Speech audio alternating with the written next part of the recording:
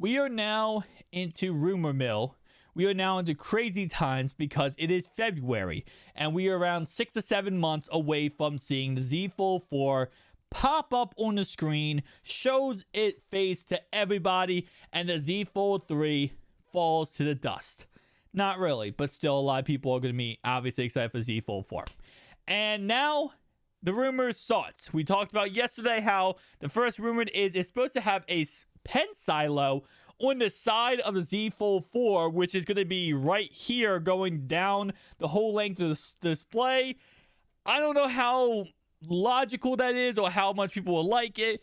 And I got a lot of comments after that where people said, what are they doing? No pen silo, don't add that crap. There is literally cases that you could have your S Pen on. And I actually have a case literally right here that you can put your S Pen on your phone at all times, no issue at all. And I do agree with that. The number one thing they have to work on with the Z Fold 4 is not changing the design. It's not adding a pen silo. It is literally going to be this inside display. First off, remove the crease. Samsung, Oppo has already done it. There's no reason why you can't remove it now. You gotta remove it with the Z Fold 4. That has to be the number one thing they work on. Yes, the whole design changing, everything like that. Well, we already know that there's patents they followed or already put out there, kind of representing a Surface Duo / Oppo's Find 5G type of phone. But that's not a big concern in my opinion. I think the biggest concern is this inner display. You gotta, number one, no crease. Number two, increase the durability of this inside display. Number three, cameras. First off, the inside display camera being a 4 megapixel under display camera, you gotta get that up there. You gotta get at least the 10 megapixels. I'm not sure how they're gonna get that correctly figured out when it comes to under display camera, because it's a little bit fuzzy when you take pictures with it.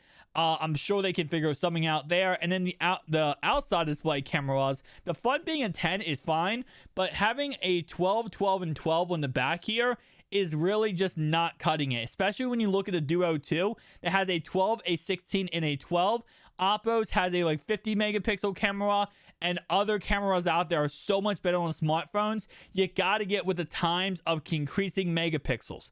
Now, you might say, is that really important? Not at all. If you guys do not know anything about photography, reality wise, the more megapixels a camera has is absolutely worthless to you. And 90% of people watching this video, you're never going to need over a 16 megapixel camera. The reason why is because megapixels in a camera, all that really means is how many pixels on each picture you take. So if I take a picture right now of my face, I don't really need a 16 megapixel, over a 16 megapixel camera. All I need is probably even an 8 or 10. If I'm going to post it on social media automatically downscales every single picture you post. The only time megapixels actually matter is if you're blowing up the picture like a full print. So say, for example, I want a life-size picture of myself on that wall right there. I'm going to need an 104 megapixel camera. If I'm just going to post on Instagram, I only need an 8 megapixel camera. So it doesn't really matter, but there are some people who do photography, as of myself, I am a photographer, who loves that. They love having that extra room to work. It also helps when it comes to when it comes to shooting pictures for clients, whatever. It helps, right? So it is nice to have a little extra bit in your cameras. With that being said, though, that's number three. Number three is the cameras, improving them, getting them more kind of upscale to what other phones are having on the market. I don't really have an issue with this outside display. I really don't. I know some people have said they hate how small this outside display is on the Z Fold 3. I don't really have an issue with it at all. I use it all the time without any hesitation, without any issues. I have as much fun using this display as I do my Surface Duo 1 as my daily driver display, or my Duo 2. If you guys not know, I'm rocking the Duo 1. I'm doing a series for 30 days going back to the Duo 1. But like I said, any phone I use, this phone, I have no issue at all scrolling up and down on this phone. It works out perfectly fine. Now, should they go ahead and change it to the Oppo's Find 5G outside display? I would love this outside display on this phone, but if they're not going to focus on other things like the inside display, the cameras, all that kind of stuff, then no.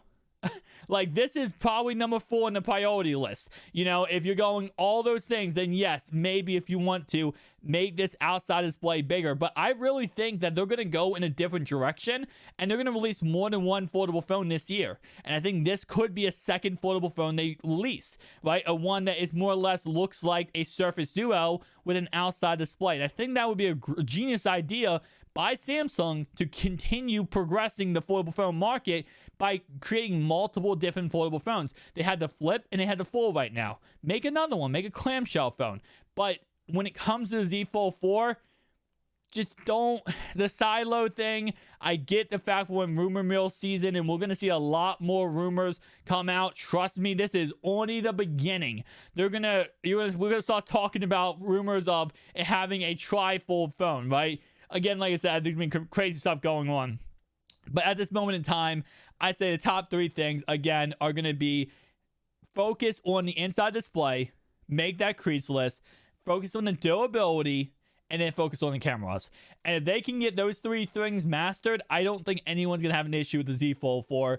Overall wise, like I said before, they kind of already have 3 generations of the Z Fold series. And in my opinion, all 3 generations are absolutely amazing. I love all 3 generations of this phone. So it's not like there's too many things they have to correct, right? With the Surface Duo 1 to the Duo 2, they had to correct so many things because the Duo 1 had some issues. Duo 2, they fixed those things. You know, for the Z Fold 1, which actually was canceled, to the actual Z Fold 1 to Z Fold 2, there were so many things they had to fix, right? And they did that. They corrected things, added waterproofness. This phone has everything. It has wireless charging, has NFC, it has 5G, it's waterproof.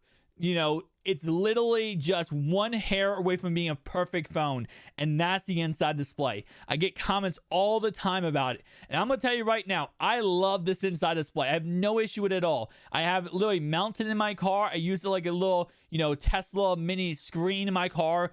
I have no issue with it, but there are a lot of people who do have issues with it, and they're scared to use this inside display or even buy this phone.